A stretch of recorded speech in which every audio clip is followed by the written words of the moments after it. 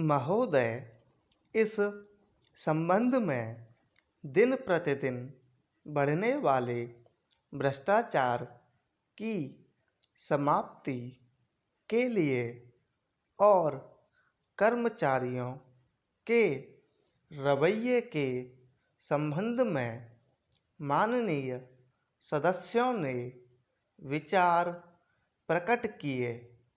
मैं समझता हूँ कि इससे कोई समझदार व्यक्ति इनकार नहीं करेगा कि भ्रष्टाचार को प्रोत्साहन नहीं देना चाहिए। अतः इस ओर विशेष ध्यान देने की आवश्यकता है। भ्रष्टाचार को समाप्त करने के लिए जो कठिनाइयाँ सरकार के समक्ष हैं, उन पर शीघ्र ही कदम उठाए जाने चाहिए। यदि सख्ती भी बरतनी पड़े तो चिंता नहीं, हमें ऐसे कदम उठाने ही हैं।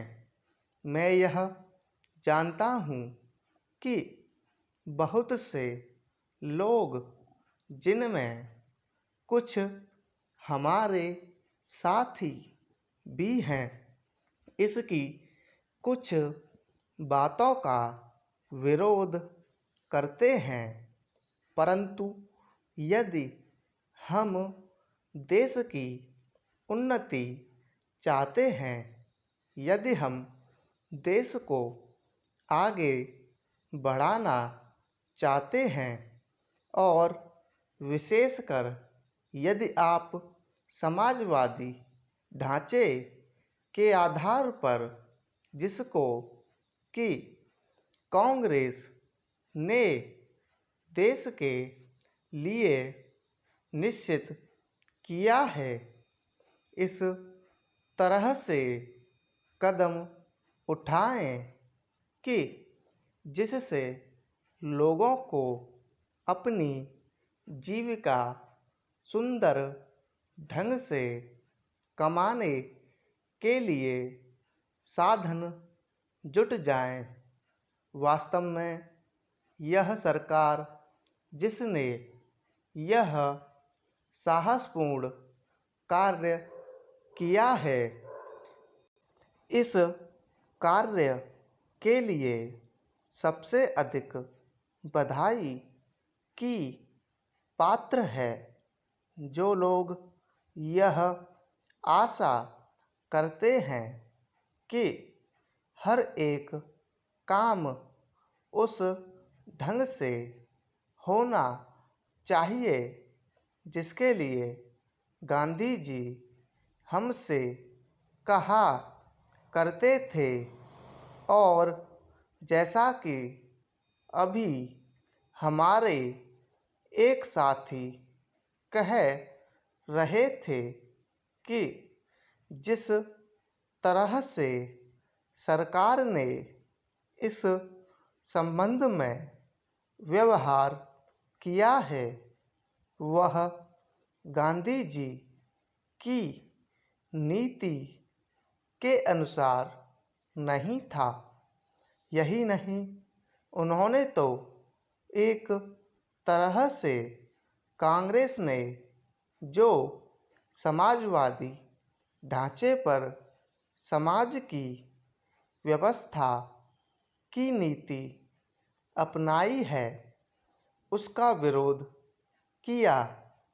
और मेरी अब समझ में उनकी बात नहीं आती कि एक तरफ तो वह कांग्रेस के अंदर हैं और दूसरी ओर कांग्रेस द्वारा स्वीकार की हुई नीति का इस प्रकार से विरोध करते हैं।